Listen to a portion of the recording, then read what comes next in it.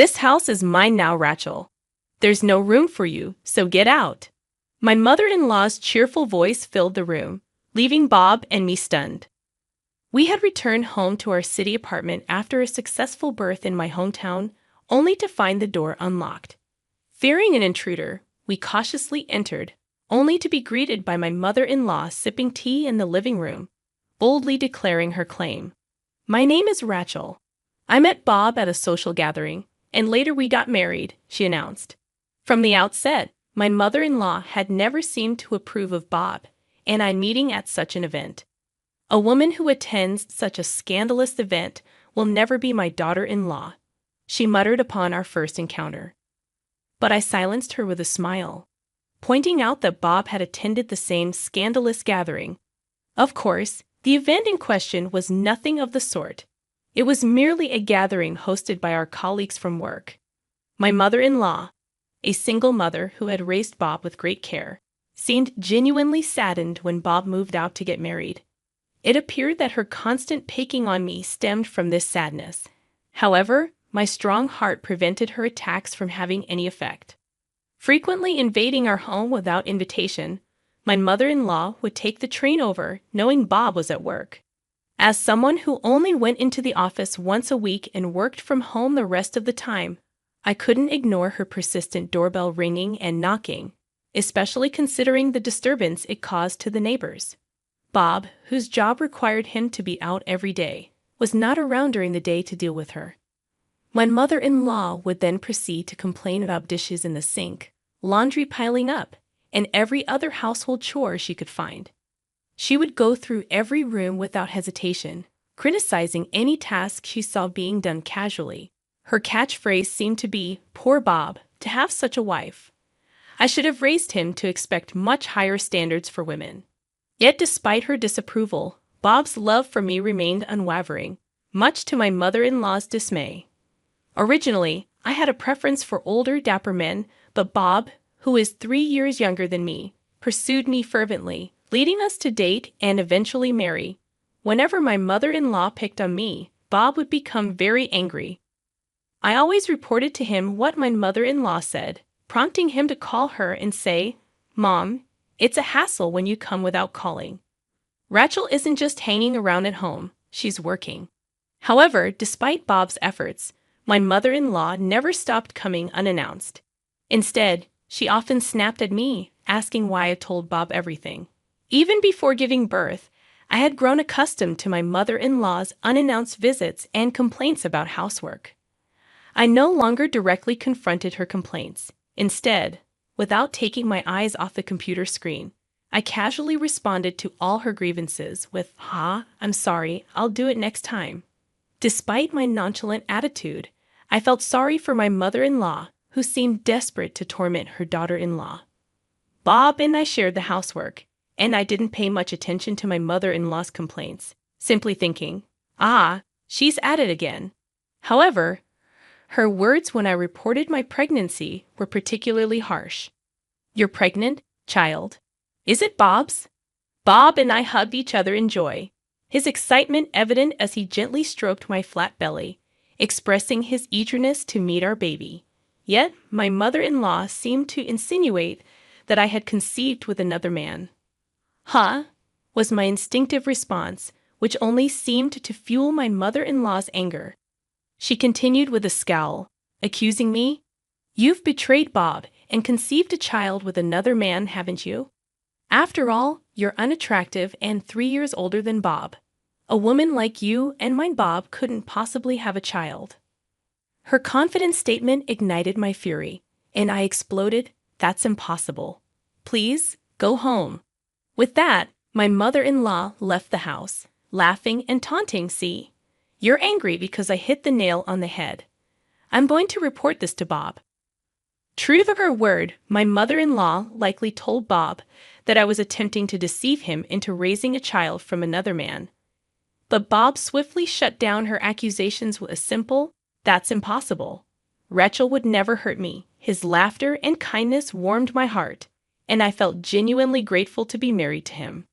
Several months had passed since I discovered I was pregnant, and I had returned to my childhood home to prepare for the birth. Since my family's home was quite far from Bob's office, he usually stayed behind at our apartment. "I missed you when you're not home, Rachel," Bob would tell me. While I found his sentiments sweet, I also cherished the opportunity to spend quality time with my parents in my family home. The day of my labor finally arrived, and as soon as my mother informed Bob, he immediately took time off work and rushed over. Seeing me in pain, Bob held my hand, his eyes welling up with tears as he whispered, "I wish I could take your place." In my delirium from the pain, I yelled back, "Then do it," followed quickly by an apologetic, "Sorry, Rachel, I can't." Of course he couldn't, but Bob remained a steadfast source of encouragement throughout my labor. Finally, after what felt like an eternity, I gave birth to our baby. As they placed our tiny newborn in my arms, a warmth flooded over me. Was this what it meant to be a mother? Overwhelmed with emotion, tears streamed down my cheeks. Bob, too, was deeply moved, repeatedly expressing his gratitude towards me. We named our son Jacob and spent several peaceful days at my family's home as we adjusted to our new roles as parents. Returning to our high-rise apartment, we were greeted with an unlocked door and my mother-in-law sipping tea in the living room. Despite her demeanor, acting as if the apartment belonged to her, I was puzzled as to why she was there in our home. "Bob, did you give your mom a key?" I asked quietly. He vehemently shook his head in denial. As I turned to him, puzzled, my mother-in-law snorted and proudly displayed a key she had placed on the table. "I saw the key hanging at the entrance, so I borrowed it to make a copy," she admitted, seemingly pleased with herself.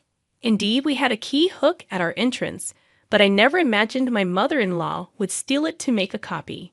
Taken aback by her audacity, I was startled when my mother-in-law finally noticed Jacob in Bob's arms. With a smile, she looked at Jacob's face and then turned to Bob. "Isn't that Rachel's child with some unknown man, Bob? You don't need to hold him. You're not the victim here. Just go home with me. You don't need to have anything to do with a woman like Rachel." "Are you still claiming that this is our child?" "I don't mind if you have a DNA test done. Why should I have to do that? It's obvious when you look at him. The baby is ugly, just like Rachel. He looks nothing like my handsome Bob." As she spoke, my mother-in-law glanced from Jacob to Bob. But seeing the fury on Bob's face, she froze. Bob's glare was intense, his expression furious. "Bob, I've always told you not to come to our place without asking and not to say mean things to Rachel. And yet you've made a duplicate key and come here. What is this?" I watched as Bob confronted his mother. "I was just trying to protect you." She tried to defend herself. "What you're doing is not protecting me. All you've done is cause trouble for me. Rachel is not ugly. She's beautiful. And Jacob has a cute face. Don't insult my family," Bob asserted firmly. "Your family is supposed to be me, right?" In response to his mother's shaky question, Bob calmly replied, "My family is Rachel and Jacob." While my mother-in-law stood frozen in shock, I quickly gathered up our valuables. "Let's go somewhere else, Bob. Your mom seems to think this is her place." "Where are you going?" she demanded in a shrill voice. "That's none of your business," I cheerfully replied. "You said there's no place for me here, and I have work to do. So, we're moving. Goodbye." With that, Bob and I left the apartment. As we exited, Bob asked, "What should we do? Change the locks?" Considering the impending task of raising Jacob, I couldn't bear the thought of living in a place where my mother-in-law could drop in unannounced every day. "No, let's move. We'll sell the house for now. Perhaps we'll rent a weekly apartment." Agreeing with my proposal, Bob and I temporarily moved into a weekly apartment, ready to start anew. During that time, Bob and I rented an apartment in a new condominium, marking the beginning of our move out of the house my mother-in-law insisted was hers. She genuinely seemed to believe she had a claim to the room in the tower residence where we used to live, and showed a confused expression when I let the movers in, exclaiming, "What's going on?" "This room, you might think is yours, mother-in-law, but it's a house that Bob and I bought. The ownership of this house is Bob's, so you don't have any legal claim," I explained firmly as I held Jacob, observing Bob giving brisk instructions to the movers. My mother-in-law's face turned pale upon hearing this revelation. As she could have just returned to her original house, I wondered why she was so panicked. However, she answered my unspoken question with her next words. "I have nowhere else to live but this house. I've already terminated the contract for my previous apartment," she confessed. I was surprised to learn that the apartment where my mother-in-law lived was a rental, and she had terminated the contract to live in this room. Bob, who had been listening to the conversation from a distance, was also taken aback. My mother-in-law then begged Bob and me, saying, "Please let me live in the house." However, Bob didn't allow it. As a final act of filial piety, he gave her a little money and told her, "You should be able to get back on your feet if you rent a room with this money." Still unable to bear the fact that she was being abandoned by her beloved son, my mother-in-law clung to Bob, crying, "Where will you live, Bob? I'm lonely. Please live with me." But there was no way Bob would agree to that. "I've told you over and over again to stop bullying Rachel, but you didn't stop, Mom. I appreciate that you raised me, but I wanted you to be happy that I've become independent and have a family. You relied too much on me, Mom. I think it's better for both of us if we never see each other again." With that, Bob made his stance clear, bringing an end to the emotional ordeal. At Bob's resolute words, my mother-in-law collapsed in tears, protesting, "No way." However, Bob's determination remained steadfast. Since I hadn't shared the address of our new apartment with her, my mother-in-law could no longer come uninvited. The thought of not having to see her anymore brought immense relief. On the night we completed the move, my mother-in-law, who seemed to have calmed down, called Bob and me numerous times. Busy taking care of Jacob, I hadn't paid attention to my smartphone and was startled to see the large number of missed calls late at night. I quickly set it to reject her calls. As her only son, Bob couldn't completely abandon his mom and took her calls for a while. However, each time Bob answered the phone, she began to spew insults about me. She even accused Bob of being brainwashed by me. Bob, usually kind and patient, seemed to be at his wits' end with the incessant ringing of the phone at all hours of the day and night. "Mom, I've tried not to abandon you because you're my mother and you raised me with care, but I'm at my limit," Bob finally confessed, his voice heavy with emotion. Despite my repeated warnings, my mother-in-law wouldn't stop bad-mouthing Rachel, and I didn't think she would ever change. "Mom, I won't answer the phone anymore, but I hope you can forgive me," Bob expressed, his voice heavy with guilt for having to sever ties with his own mother. It was clear he couldn't bear to hear his wife being disparaged every day. Receiving the declaration of severance, my mother-in-law was in tears on the other end of the phone. However, Bob firmly cut off all ties with her. Despite Bob, the landlord, telling her to vacate within a week, my mother-in-law refused and continued to occupy the empty room. Confused by her refusal to leave, we consulted a lawyer. When we conveyed through the lawyer that we might sue her, it seemed she finally left the house.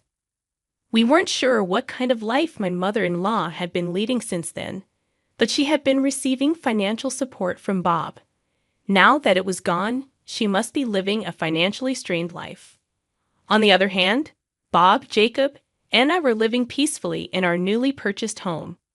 We were relieved when a new tenant quickly bought the room in the tower residence that we had decided to give up. Bob took paternity leave, easing the burden of raising our child single-handedly. "You're always working so hard, so I'll pick up the slack with the house chores during my paternity leave," Bob said, taking the lead in household tasks. Honestly, Bob is such a wonderful husband that I feel he's too good for me. Even when we had to deal with taking over my mother-in-law's house, I'm truly grateful to Bob, who stood with me through that ordeal. Recently, Jacob has learned to crawl and has been exploring the house. I spend my days smiling as I watch him with Bob, feeling grateful for the peaceful life we share.